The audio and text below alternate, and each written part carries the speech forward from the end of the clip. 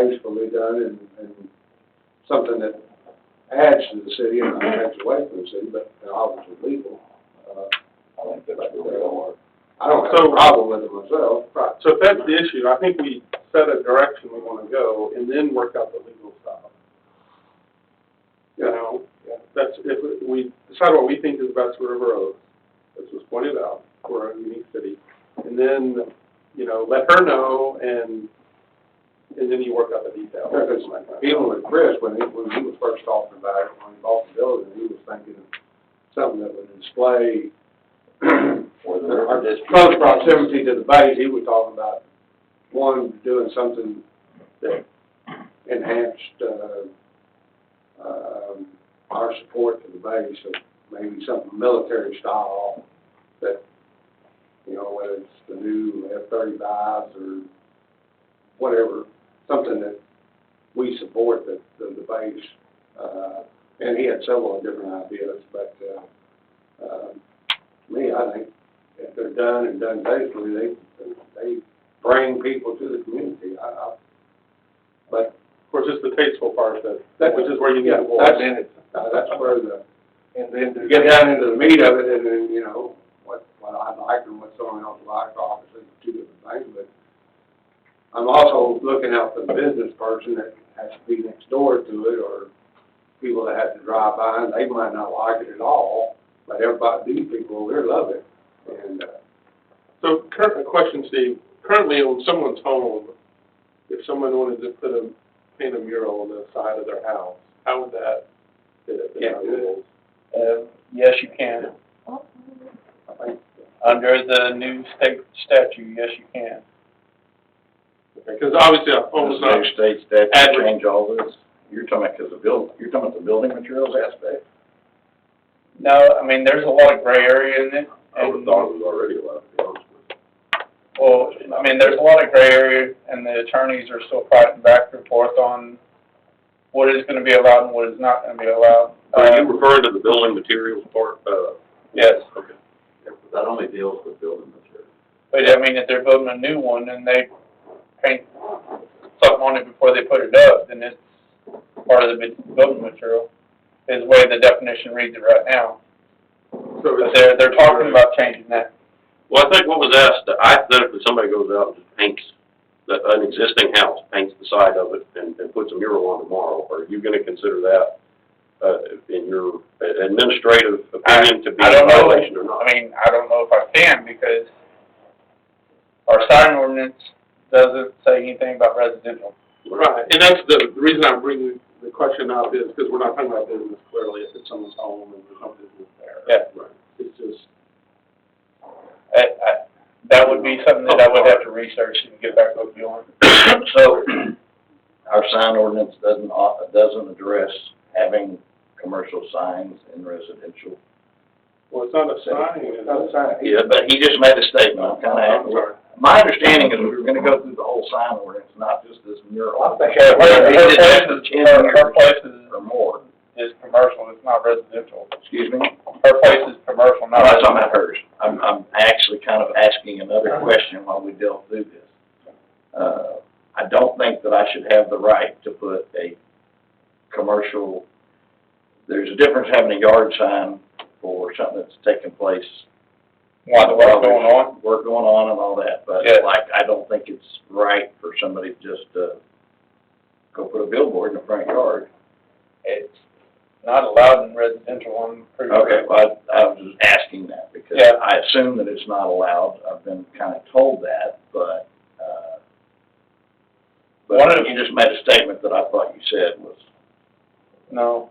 that I'm we don't saying- address signs in residential. No, you went murals and then you're going, Hey, you went two different directions. Okay, sorry. So, what was asked was, On the side of the house. on the side of the house, can you paint a mural? My reply to that was, I don't know, I will have to research that and get back with you on that, because I don't know it's allowed in residential. All right, well, I just didn't want us to spend a bunch of time putting this together and then it'd be for nothing. So let's move forward. What I'm hearing is a consensus that we are not opposed to allowing murals in public places given certain approved, certain Then kind of public view. parameters. And public view. I'm for them. Because being in a small city, anything that can make us more unique and attractive and whatever is, right? So then, my opinion, which goes away from what our attorney said, my opinion would be then that we need, something for them to go by, which would be, if it doesn't have the name of the business in it, then it goes before this board to decide. Great area. Well, I'm saying that's what we need to make black and white. That would be the way to do it, is if you don't That have, makes sense to me. Right, no, we have to have. if you don't have wording in it. No, I agree. If it has wording in it, it's a sign. If it doesn't have wording in it, it goes to this board. Yeah. Now, wait a minute, if the wording, I'm thinking about the famous one downtown, the Chisholm Trail, that's got wording in it, that's unique. And by that, And like, maybe not identify the building. if he puts something up that's historical or got a montage or whatever, then there's gonna be some words at some point in that, whether it's an article or something, a newspaper article blown up. So I thought I was trying to make it easy. My point is, how are you gonna make it go to the board versus going to the sign? Name of the business. Well, I was thinking the name and maybe the block number that identifies that building, but if it's like the Chisholm Trail, it doesn't identify, that's. So then it can be the business name, and that, Well, the boxing gloves identifies the business. But it's not You don't have to say it, you just have to see it, and that's the identification of the business. and that's what the attorney was saying, that it doesn't have to have words to be a sign. Yeah, I mean, You gotta somewhere, you gotta somewhere. Yeah. Right. A picture of a tire on the side of a tire shop, something name of it, Mhm. would be a question, but. Well, Some people that's have what I'm to saying, use so we're saying we're gonna go forward, so if you're gonna go forward. Well, I you think need to we do it should tell somewhere. the attorney how, sort of what we're looking for, and then she tells us how to get there. Right.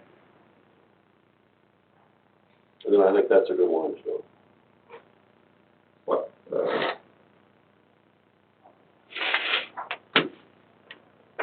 if we define what the mural is, without wording or description of the building, or we give them something to work with here, our definition of what it is.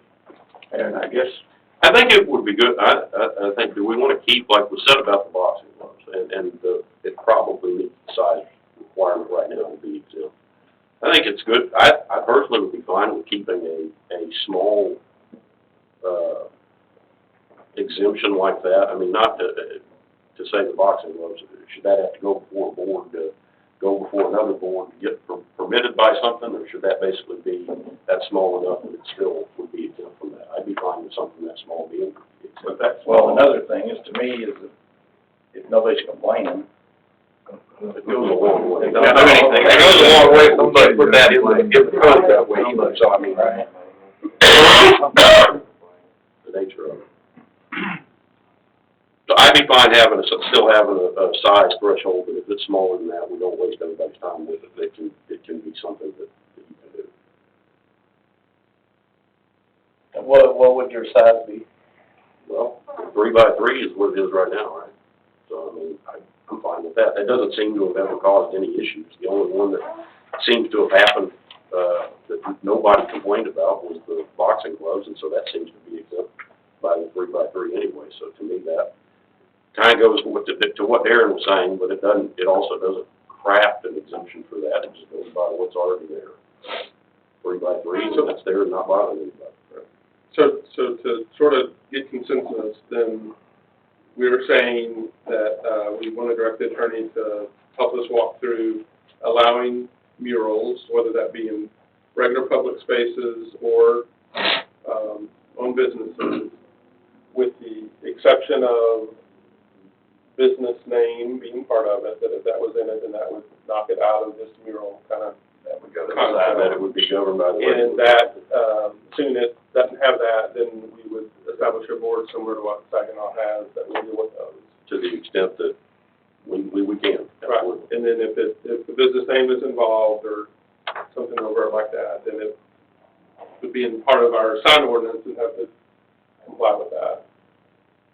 With our I think sign that's the case. And then so if that's conceptually, it's gonna take us a while to work that out, but,